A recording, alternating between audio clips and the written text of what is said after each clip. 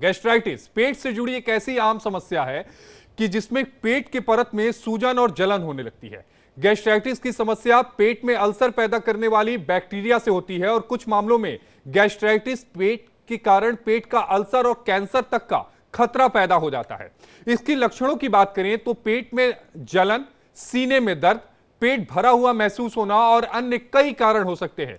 ज्यादा शराब का सेवन और कुछ ऑटो इम्यून जो समस्याएं हैं वो उसमें शामिल है। गैस्ट्राइटिस को हल्के में लेना खतरनाक हो सकता है। ज्यादातर लोग गैस्ट्राइटिस को लेकर गंभीर समस्या नहीं मानते, इसका कोई इलाज तक नहीं करते। लेकिन क्या आपको पता है कि अगर यह बीमारी समय रहते ठीक नहीं हुई तो यह बड़ी बीमारी का रूप ले सकती है। इसमें पेट में अल्सर हो सकता है और कैंसर का भी खतरा हो सकता है। इसलिए इस समस्या को बिल्कुल इग्नोर ना करें, इलाज करें। तो आज हम स्वस्थ रहो मस्त रहो कार्यक्रम में गैस्ट्राइटिस को लेकर एक्सपर्ट पैनल के साथ खास बातचीत करेंगे। हमारे साथ एक खास मेहमान का पैनल जुड़ा हुआ है। आप भी हमारे एक्सपर्ट से सवाल पूछ सकते हैं। हमारा जो कांटेक्ट नंबर है वो स्क्रीन पर लगातार नीचे की तरफ चल रहा है। आप इन नंबरों पर फोन करके आपको अगर समस्या है तो आप उस पर सवाल ले सकते हैं। हमारे साथ तीन खास मेहमान हैं। डॉक्टर कपिल शर्मा जी हैं, सीनियर गैस्ट्रोलॉजिस्ट हैं। डॉक्टर वैदा नामदार शर्मा जी हैं, आयुर्वेदाचार्य हैं। और डॉक्टर अब्दुल हबीब साहब हैं, यूनानी फिजिशियन हैं। तो इन तीन खास मेहमानों के साथ हम चर्चा की शुरुआत करेंगे कि गैस्ट्राइटिस को लेकर आखिर जो समस्याएं हैं वो लोगों के बीच क्यों होती हैं और क्या है ये गैस्ट्राइटिस। सबसे पहला मेरा सवाल रहेगा डॉक्टर कपिल शर्मा जी से। डॉक्टर कपिल शर्मा जी, जब मैं शो के लिए मुझे कहा गया और जब मैंने शो की तैयारी की तो मुझे 5 चीजें पढ़ने को मिली जो गैस्ट्राइटिस को लेकर जो आप लोग कारण बताते हैं। पहला यह है कि शराब से जो प्रेरित है वो गैस्ट्राइटिस हो सकती है, ऑटो इम्यून है। तीसरा है दवा प्रेरित जो गैस्ट्राइटिस है, संक्रामक गैस्ट्राइटिस है और तनाव प्रेरित गैस्ट्राइटिस का जिक्र मिलता है। अब जरा ये बताइएगा कि गैस्ट्राइटिस अगर किसी को है तो इसके लक्षण क्या है। गैस्ट्राइटिस जैसा कि नाम से लग रहा है, गैस्ट्राइटिस स्टोमक में होने वाला इन्फ्लेमेशन। स्टोमक को हिंदी में बोलते हैं अमाशय। अमाशय के जो अंदर की परत के अंदर जो सूजन आ जाती है उसको गैस्ट्राइटिस बोलते हैं। नॉर्मली आप समझ सकते हैं कि पेट में एक एसिड निकलता है, तेजाब निकलता है जो हमारे खाने को पचाता है। तो ये जो तेजाब इतना इफेक्टिव होता है, छोटे मोटे जो भी बैक्टीरिया आते हैं उनको नष्ट कर देता है और ये यूजुअली गैस्ट्राइटिस होने नहीं देता। लेकिन क्या होता है, कुछ स्पेशल बैक्टीरिया, जैसे एक बैक्टीरिया होता है हेलिकोबैक्टर पाइलोरी बैक्टीरिया। ये जो हेलिकोबैक्टर पाइलोरी बैक्टीरिया जो होता है इस एनवायरनमेंट में, एसिड के एनवायरनमेंट में अपने आप को सरवाइव कर लेता है कि और इस सरवाइव करने की वजह से ये धीरे धीरे वहां स्टोमक में डैमेज करना चालू करता है। तो सबसे पहले ये अल्सर बनाता है और अल्सर जब बनता है तो कभी कभी लंबे टाइम तक ये अल्सर बने रहे और इसका ट्रीटमेंट नहीं किया तो कभी कभी ये बहुत रेयर केसेस के अंदर कैंसर और माल्टोमा जैसी बीमारियों को भी जन्म देता है। जो दूसरी प्रॉब्लम होती है, जैसा आपने बताया, अल्कोहल के सेवन करने से और कुछ ऐसी दवाइयां होती हैं जो दवाइयां आप जो दर्द की दवाई लेती हैं वो स्टोमक में प्रोस्टाग्लैंडिन्स जो होता है उसको कम करती है। उसकी वजह से स्टोमक में एसिड से अपने आप में डैमेज होने लगता है और ये आपको अल्सर की शिकायत हो सकती है, गैस्ट्राइटिस की शिकायत हो सकती है। कभी कभी कुछ ऑटोइम्यून जो प्रॉब्लम होती है उसके अंदर भी आपको गैस्ट्राइटिस हो सकती है। और कुछ जैसा बताया, कुछ मेडिकेशन हो गई और कभी कभी कुछ इन्फेक्शन और भी कुछ रेयर इन्फेक्शन होते हैं उसकी वजह से भी हो सकती है और कभी कभी बाइल जो रिफ्लक्स होता है उसकी वजह से भी गैस्ट्राइटिस। कपिल शर्मा जी, मैं आपको कुछ पलों के लिए रोकूंगा। मैं डॉक्टर वैदा नामदार जी के पास जाऊंगा। नामदार जी, आपका स्वागत है। लेकिन दर्शक जो है वो ये जानना चाहेंगी कि गैस्ट्राइटिस है क्या, क्योंकि सामान्य अगर हम इस भाषा में देखा जाए तो पेटों में दर्द और मतली जो होता है या अपच के लक्षण भी जो होते हैं वो भी क्या इस कैटेगरी में आते हैं। सर, जैसे नाम से मालूम है, हमारे आयुर्वेद में इसको उदरशूल, पेट में दर्द होना या जलन होना, गैस्ट्राइटिस में आयुर्वेद से बहुत सारी बीमारी के होते हैं, जैसे अजीर्ण होना, आद्यमन होना, पेट में भारीपन होना, खाना हजम न होना। इसके जितने भी डिजीज हैं सबके लिए हमारा आहार और विहार रिस्पॉन्सिबल है। आयुर्वेद के हिसाब से एक दिनचर्या होती है कि आपको सवेरे ब्रेकफास्ट में क्या लेना है, लंच में क्या लेना है, रात में खाने में कब खाना है।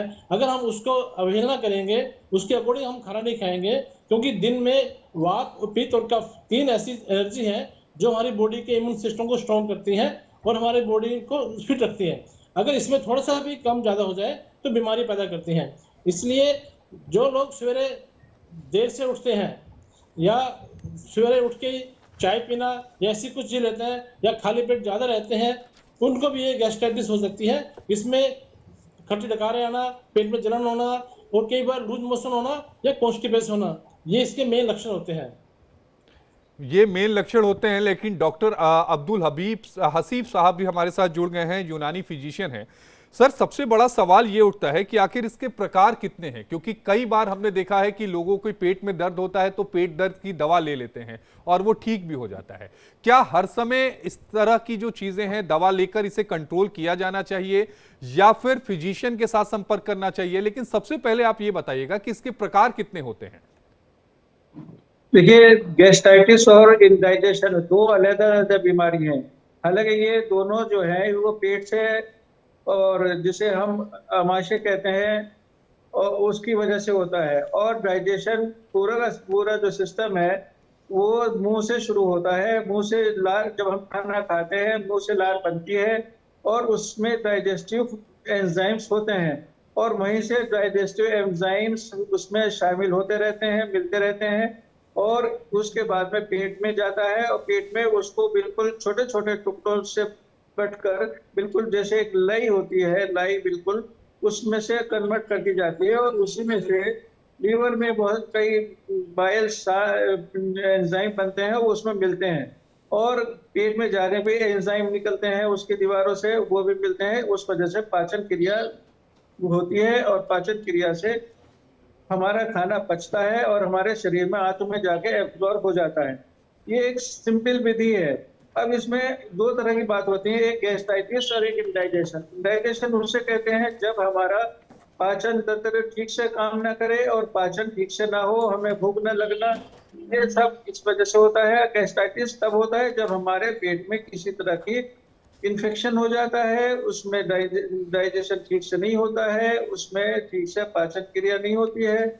उस कंडीशन में उल्टियां होती हैं, पेट में दर्द होता है, जलन होती है और रोड भी होती है और डिस्कम्फर्ट महसूस करता है मरीज, इसे गैस्ट्राइटिस कहते हैं।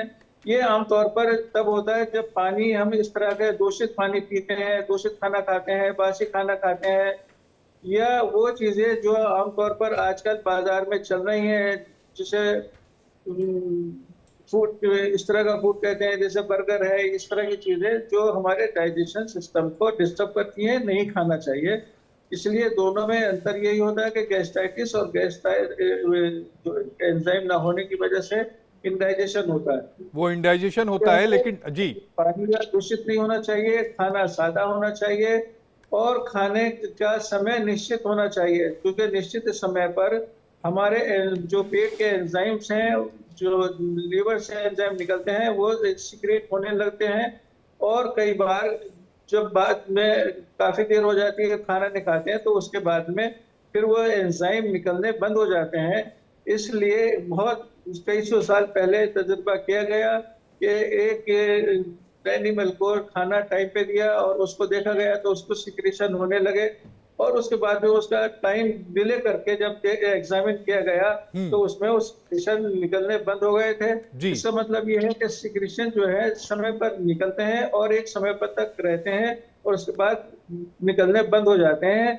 इसलिए यूनानी सिस्टम मेडिसिन का कहना यह है कि समय पर खाना खाएं, दोपहर को खाना खाने के बाद में थोड़ा सा आराम भी कर सकते हैं, लेकिन रात को खाना खाने के बाद में चहलकदमी करना चाहिए, टहलना चाहिए, रात को खाना खाने के बाद टहलना चाहिए। लेकिन एक सवाल यहाँ डॉक्टर कपिल शर्मा जी आपसे बनता है कि गैस्ट्राइटिस में दो अहम चीजें जो हैं वो सामने आ रही हैं, एक ऑटो इम्यून डिसीज है और दूसरा है बैक्टीरियल जो संक्रमण है वो सामने आ रहा है। तो जरा इन दोनों चीजों को डिफाइन करिएगा आप। मोटे तौर से बताना चाहूंगा, जो गैस्ट्राइटिस है ना, इसको बहुत ही सिंपली डिवाइड किया है ए, बी और सी।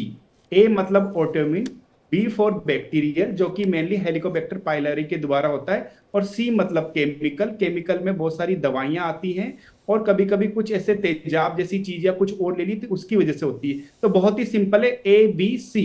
जो ऑटोइम्यून प्रॉब्लम होती है, इसमें क्या होता है कि जो बॉडी की इम्यूनिटी होती है, जो स्टोमक की जो सेल्स होती हैं, उनके खिलाफ काम करती है। तो ये जो ऑटोइम्यून वाली होती है, इसके जो पेट का ऊपरी सिरा होता है, फंडस होता है, वहां प्रीडोमिनेटली डैमेज होता है।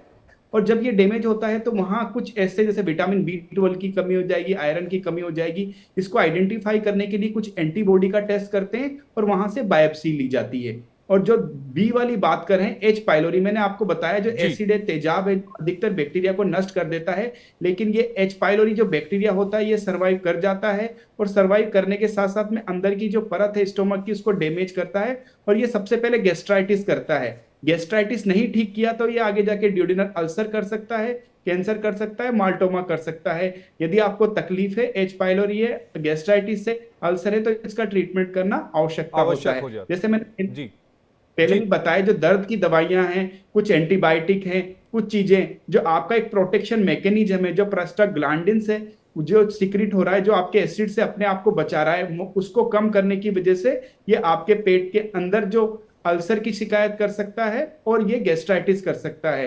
तो यदि आपको ये समझना होगा, गैस्ट्राइटिस अलग है, इनडाइजेशन अलग है, एसिड रिफ्लक्स अलग है। ये तीनों चीजें बिल्कुल अलग है।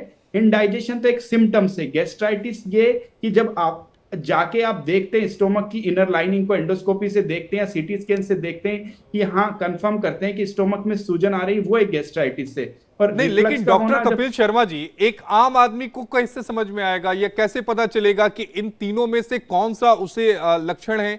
कुछ तो लक्षण होगा कि नहीं, हम जाएं डॉक्टर के पास, हमें कब कंसल्ट करना चाहिए? क्योंकि अमूमन देखिए, पेट में दर्द होना ये बहुत बड़ी बात नहीं है। कई लोगों को होता है पेट में दर्द और दवा के बाद ठीक हो जाता है, लेकिन हाँ, लक्षण ये घातक होंगे, ये कैसे पता चलेगा? सबसे पहले जैसा मैंने बताया है कि पेट में दर्द होगा, लगातार होगा, और इस दर्द का रिलेशन खाने से होगा। जो ड्यूडेनम अल्सर वाला जो दर्द होता है वो खाने के बाद चला जाता है, जो स्टमक वाला होता है वो खाने से वर्स करता है। इसके साथ साथ में कभी कभी गैस्ट्राइटिस इतनी सीवियर हो जाती है कि हीमोग्लोबिन कम होने लगता है और आपकी लेटरिन काली आने लगती है। यदि ये बहुत ही अलार्मिंग साइन है, ये ऐसा दोनों हो, अलार्मिंग साइन, हाँ, हाँ, ये तुरंत डॉक्टर को दिखाना चाहिए। एंडोस्कोपी, सीटी स्कैन की जांच करनी चाहिए और आइडेंटिफाई करना चाहिए कि क्या प्रॉब्लम है और उसका ट्रीटमेंट करना चाहिए। तो जो नॉर्मल सिम्टम्स है, उसके साथ साथ में बीमारी हमेशा कुछ अलार्म सिम्टम्स देती है। तो इन अलार्मिंग सिम्टम्स को नजरअंदाज नहीं करना चाहिए और इसके आधार पर आगे टेस्ट कराना चाहिए और स्पेशलिस्ट को दिखाना चाहिए। हमारे साथ एक कॉलर जुड़े हैं, प्रभात हैं झारखंड से। प्रभात, आपका स्वागत है इंडिया डेली में। प्रभात, आपका सवाल क्या है और किनसे है? सर, मैं मतलब खाना खाता हूँ, इसके बाद क्या बोलते हैं, लेटरिन अच्छा नहीं जाता हूँ। क्या नहीं रखा जाता? लेटरिन अच्छा से मतलब अच्छा, नहीं जाता, पेट साफ अच्छे से नहीं होता। उम्र क्या है आपकी? 26। 26 एज है। और क्या काम करते हैं आप? अभी कुछ नहीं, बाहर गया था काम करने 2-3 महीना, फिर वही इसी के कारण मैं आ गया घर। घर पे ही रहते हैं। और खाने में क्या लेते हैं आप? खाना में चावल ही लेते हैं। चावल के साथ कुछ तो लेते होंगे? चावल के साथ वही सब्जी लेते हैं, और दाल सब तो नहीं लेते हैं। चावल सब्जी बाहर का तो कुछ आप नहीं खाते हैं?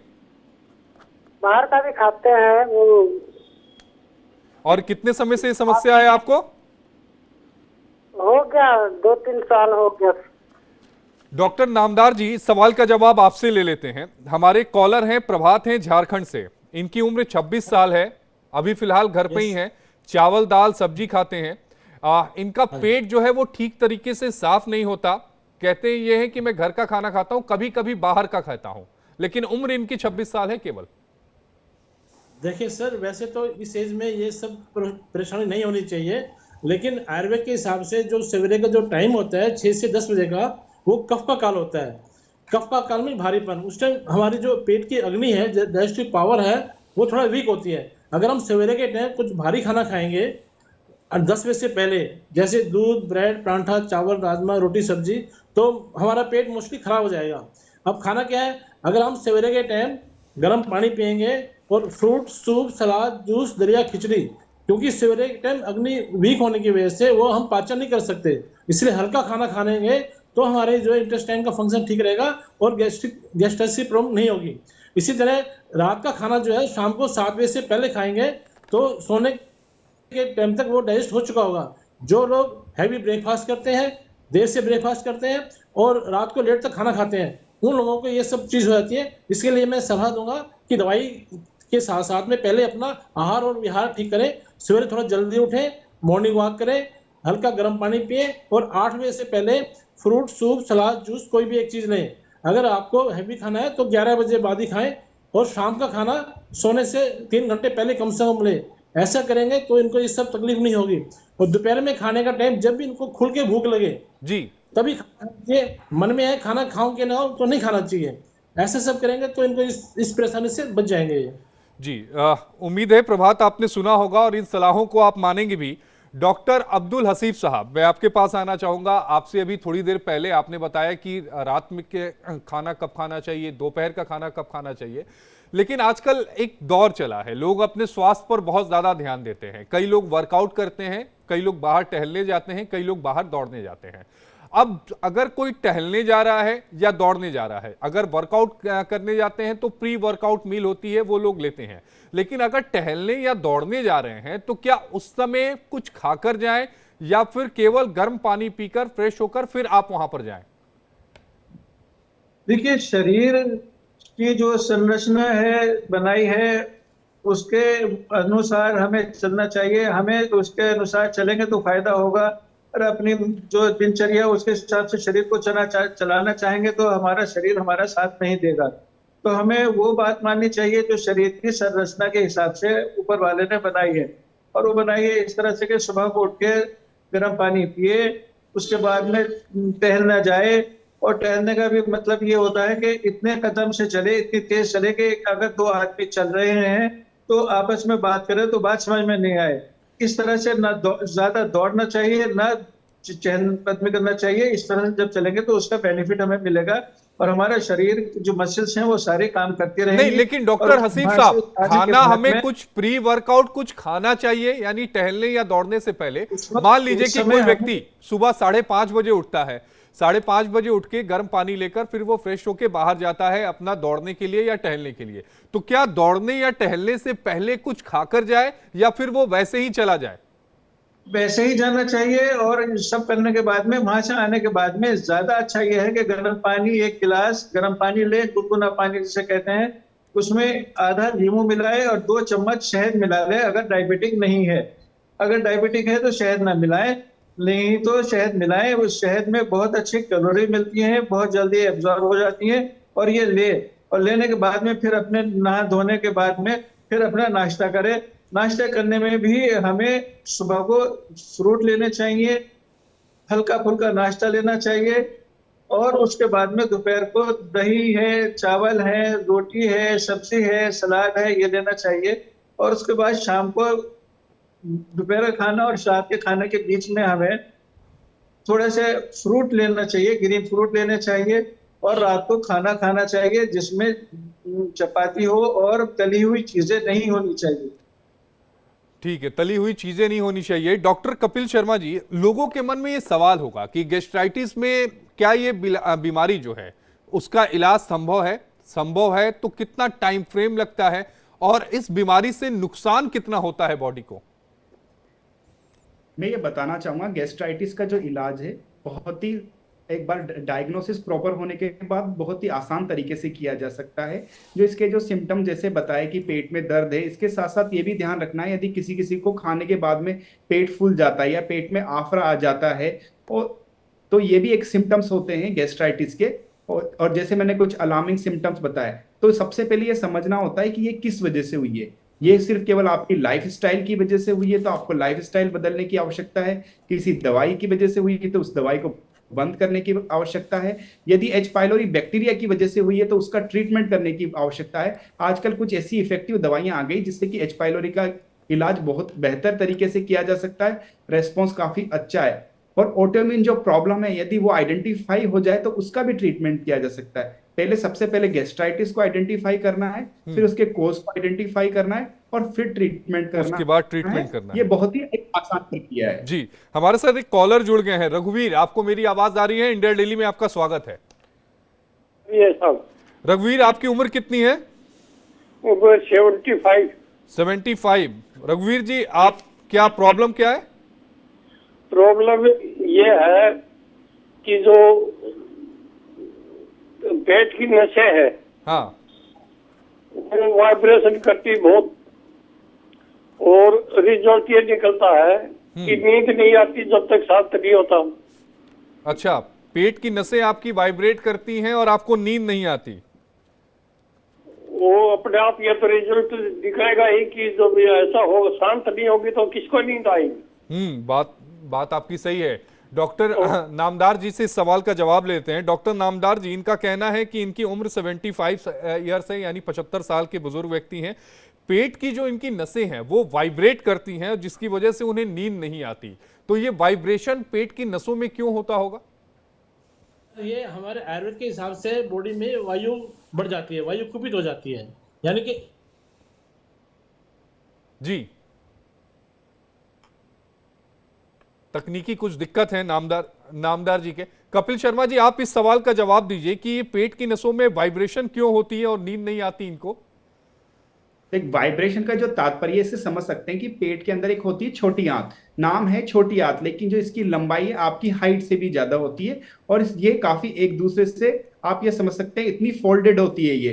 तो जब ये इंटेस्टाइन में एक मूवमेंट होती है पेरिस्टालसिस, इस पेरिस्टालसिस के द्वारा ही आपका खाना आगे बढ़ता है, लेकिन ये बहुत ही कोऑर्डिनेटेड होती है, इसका एहसास आपको नहीं होता, लेकिन किसी कारण की वजह से इसमें कुछ इनकोऑर्डिनेशन हो जाए और पेट के जो बैक्टीरिया हैं बहुत ज्यादा गैस प्रोड्यूस करने लगे, और बाहर से आपने बहुत सारी गैस अंदर की ट्रैप कर ली because of some faulty habit, और आपने यदि खाना अच्छे से नहीं चबाया, तो इस वजह से जो इंटेस्टाइन है इसका डिस्टेंशन होने लगता है, ये फूलने लगती है, और आपको पेट के अंदर वाइब्रेशन या वायु महसूस हो सकती है। तो इसका निदान क्या है फिर डॉक्टर कपिल शर्मा जी?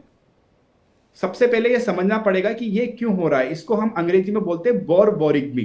ये किस कारण की वजह से हो सकता है? यदि ये इसका पहला कारण होता है यदि आपका डाइजेशन ठीक है, आपका अब्जॉर्प्शन ठीक नहीं है, तो उस वजह से भी होता है। तो अब्जॉर्प्शन को पहले ठीक करना होता है, उसके कारण समझना होता है, उसका इलाज करना होता है। कभी कभी छोटी आंत में कुछ रुकावट हो जाती है, कुछ इन्फ्लेमेशन हो जाते हैं, तो सीटी स्कैन करने के लिए जो छोटी आंत की रुकावट, जो छोटी आंत तंग हो जाती है, उसको आइडेंटिफाई किया जाता है, और उसको फिर जो जहां से वो तंग हो जाती है उसको हम कुछ एंडोस्कोपी के प्रोसीजर होते हैं उससे खोल दिया जाता है।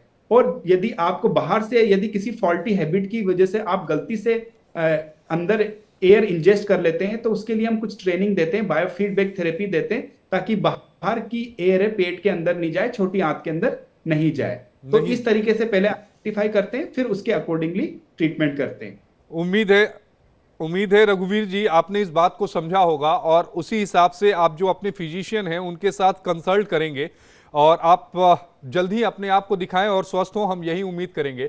डॉक्टर नामदार जी, अभी आपसे संपर्क टूट गया था, लेकिन एक सवाल का जवाब आप बताइएगा कि गैस्ट्राइटिस की जो जटिलताएं हैं वो जटिलताएं आखिर क्या हैं? सर, गैस्ट्राइटिस से तो काफी प्रेशर से, खून की कमी होने से लीवर की प्रॉब्लम हो सकती है, जॉन्डिस हो सकता है, कॉन्स्टिपेशन हो सकता है, कई लोगों को पाइल्स की बीमारी हो सकती है गैस्ट्राइटिस से, क्योंकि गैस्ट्राइटिस होगा तो पेट साफ नहीं होगा, प्रेशर लगाएगा तो उसके फिस्टुला हो सकता है, पाइल्स हो सकती हैं। इस तरह से काफी बीमारियां उससे परेशानी हो सकती हैं। परेशानी काफी हो सकती है, लेकिन डॉक्टर हसीफ साहब ये बताइएगा कि हम फिजिशियन के पास कब जाएं? एक आम आदमी को कब लगे कि नहीं अब हमें फिजिशियन के पास जाने का जो वक्त है वो आ चुका है और हमें फिजिशियन के पास जाना चाहिए? फिजिशियन के पास जाने के लिए जो उचित समय है वो मरीज की अपनी कंडीशन पे है, उसका अपनी क्या शिकायत है, उसको क्या दर्द महसूस हो रहा है, क्या तकलीफ हो रही है। अगर उसको छोटी सी बात है जैसे पेट फूल रहा है, डाइजेशन ठीक नहीं है, भूख नहीं लग रही है, तो उसको अपने जीवनचर्या को बदलना चाहिए, और जैसे मौसम की चीजें हैं वो खानी चाहिए, क्योंकि हमारे मौसम, हमारे शरीर का भी मिजाज होता है, दवाई होती है उनका भी मिजाज होता है। तो जो यूनानी सिस्टम ऑफ मेडिसिन है वो मिजाज के ऊपर डिपेंड करता है। जैसे हर चीज का अपना मिजाज होता है, इंसान का अपना मिजाज होता है, जो चीजें पैदा होती है मौसम के हिसाब से उनका मिजाज होता है। जैसे गर्मियों में ऐसी फल, ऐसी सब्जियां पैदा होती हैं जिसमें हमें पानी की मात्रा ज्यादा होती है, और जाड़ों में हमें वो चीजें ज्यादा अच्छी लगने लगती हैं जिसमें पानी की मात्रा कम होती है और गर्म मिजाज की होती है। तो इसलिए हमें खुद ब खुद, जैसे अगर भूख नहीं लग रही है तो हमें खाना जबरदस्ती नहीं खाना चाहिए, बल्कि हमें खाना छोड़ देना चाहिए।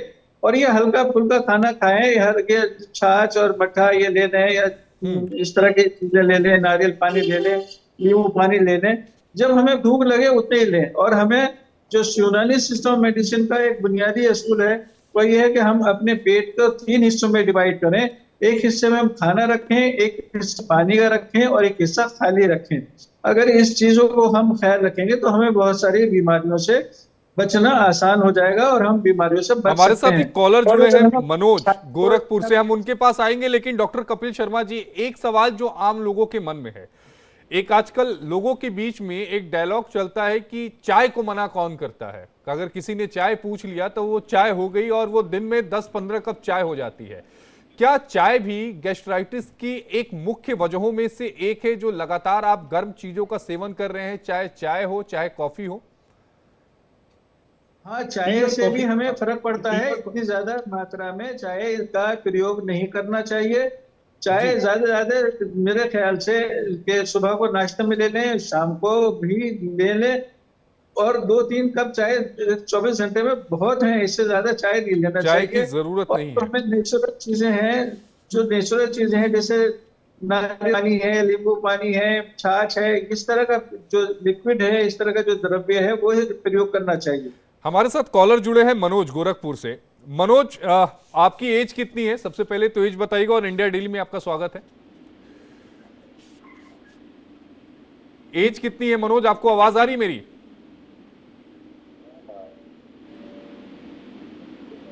मनोज, आपको मेरी आवाज आ रही है? हेलो जी। आपका जी, हम महाराष्ट्र से बोल रहे हैं। हमारे हस्बैंड को लीवर में प्रॉब्लम है। नहीं, किसको प्रॉब्लम है? मेरे हस्बैंड को थोड़ा बात करने में, उनको ज्यादा बात करना नहीं आता। अच्छा, जब तक बात ठीक है, करती है। ठीक है। एज कितनी है आपके हस्बैंड को? हस्बैंड की एज कितनी है? 37। ठीक है। लीवर में क्या प्रॉब्लम है?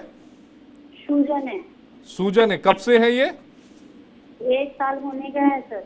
1 साल। आपने इलाज दिखाया था?